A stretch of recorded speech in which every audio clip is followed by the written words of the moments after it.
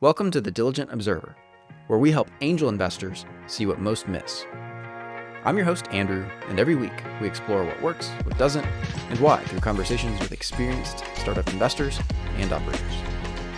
Welcome to a special episode of the Diligent Observer podcast. I'm your host, Andrew Caslow, and I am here today to break down the big, beautiful bill that just recently passed into law. I was personally super curious what all this might mean for angel investors. I've done some analysis and wanted to share that with you all, as I am sure you are also interested. So today we're going to get into some of the wins, some of the things that I'm excited about, some things that I am concerned about and that may have adverse impact on some of our portfolio companies. And then I'll share my overall thoughts. Should be a short episode, and I am excited to jump in. Okay, so starting with the good news, the things that I'm excited about. Number one, R&D deduction. So previously, R&D expenses generally needed to be spread over a 5-year period. Now, with this newest change, portfolio companies can deduct R&D expenses immediately, so in the same year that they are incurred. This only applies to domestic R&D, but that's where the majority of the angel investments that I am around operate anyway. So if you're like me here in the US, that's not a huge concern.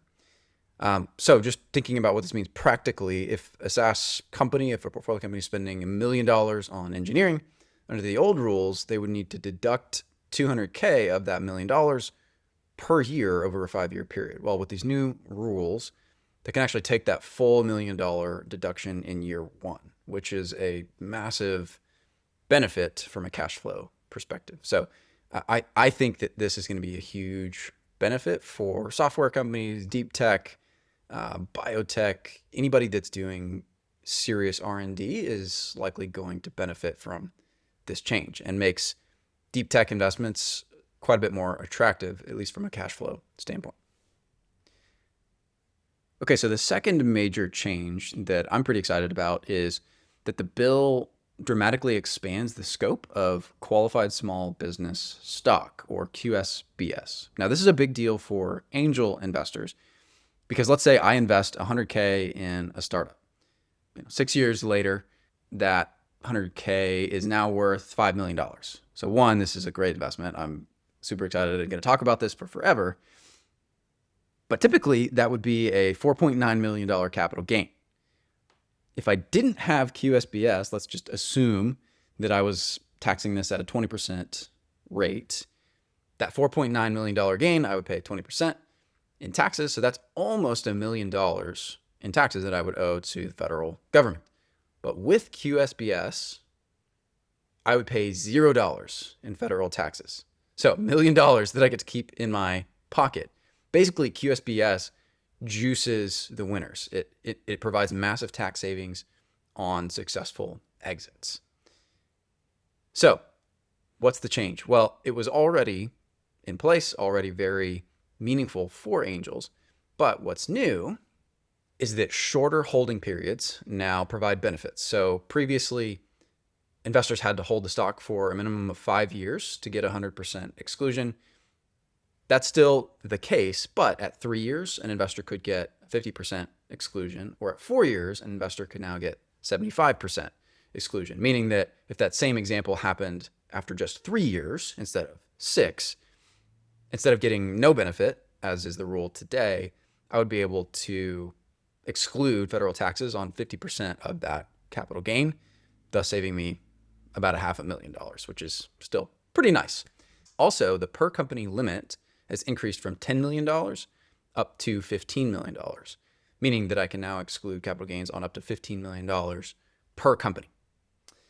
Additionally, companies can now have up to $75 million in assets and still qualify, which is an increase from the $50 million that is in place today. Basically, what this means is more tax-free gains, faster liquidity, and bigger companies will qualify.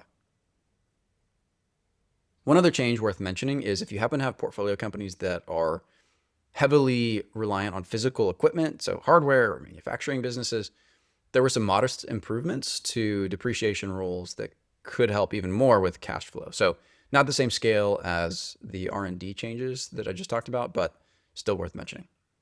All right, let's look at some of the things that are a bit concerning and investors should be aware of when working with potential or current portfolio companies. Number one is that international talent just became significantly more expensive.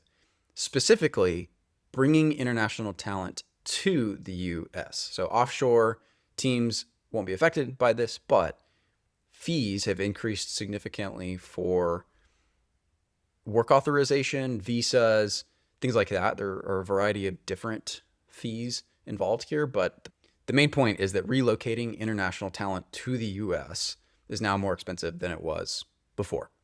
I won't get into specific details on each of the fees because it's very complicated and I'm not smart enough to understand all of that, but worth mentioning. I think this could actually help with the remote first kind of offshoring labor arbitrage trend that we're seeing across the ecosystem, as this may now incentivize folks to keep talent offshore rather than bring them here, but remains to be seen. So if you're a founder listening to this and you're considering bringing international talent physically to the US, I would add a couple percentage points to your budget to make sure that you're covered.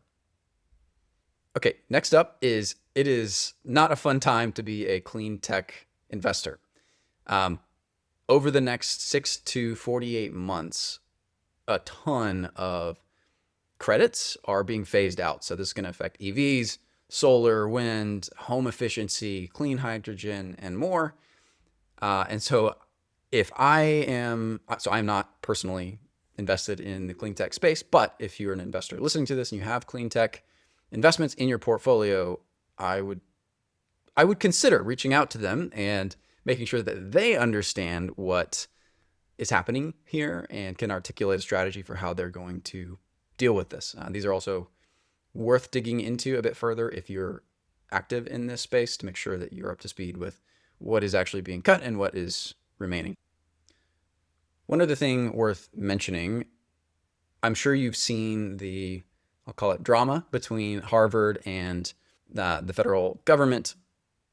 Well, this bill includes additional taxation requirements for universities and endowment assets. And so basically the impact here, without going into the details, is that it seems like there will be less capital available for venture investing, since many VCs are largely funded by some of these significant endowments, Harvard, Yale, MIT, etc. So this could have some follow-on effects whereby there's just less private capital available for early stage startups. Obviously, angels are oftentimes not leading rounds. Sometimes that is the case, but often co-investing alongside VCs. And so this just means that there's potentially going to be less capital available for VCs to invest in these private ventures than there may have been otherwise. So likely some ripple effects there relevant for angels. Okay, so what do I think about all this? Well, in general, I feel like this is a positive for the average angel. Big exception being our clean tech investor friends. This is tough. It's going to be a harder path, and there's just not as much overall support for the clean tech ecosystem as there was just a few years ago. So clean tech investors aside, I think the broader angel ecosystem may benefit from these changes. QSBS adjustments, I think, are fantastic. Like there's not really any downsides there that I see. R&D benefit also nice. I don't think it's massive because a lot of the deep tech companies that we're investing in already have super deep J curves. So if they're already burning $1 million or $2 million a year, this now allows them to burn an extra $1 million that they otherwise would have spread out over 5 years. So there's still some benefit, but it's not massive. The additional fees on international talent don't have me overly stressed. I do think there will be impact, and in some situations that may influence a decision. However, an extra percentage point or so on each team member's salary doesn't break the bank. And so I'm not overly concerned about those increases for the typical founder who's raised, a Series A and is hiring a couple dozen folks anyway. So main action items for the angel community. I would take a closer look at R&D heavy portfolio companies. I would revisit my clean tech investments if I have those, if I'm active in that space, revisit valuations and just check in with those founders to see how they're doing and how they're navigating all of this. I would probably pay more attention to R&D plans, R&D investment during diligence. And I would keep an eye out for any adjustments or other changes that could come through. So thanks for listening. I hope this is helpful. If anybody else has insights or notices something in this 330-page behemoth that I missed, let me know, and I will see you next time. Thanks for listening to this episode of The Diligent Observer. I'm your host, Andrew, and if you're an angel investor looking for essential angel intel in 5 minutes every week, I think you'd enjoy my newsletter. I send my best stuff, interesting deals, and more straight to your inbox so you never miss a thing. Subscribe today at thediligentobserver.com.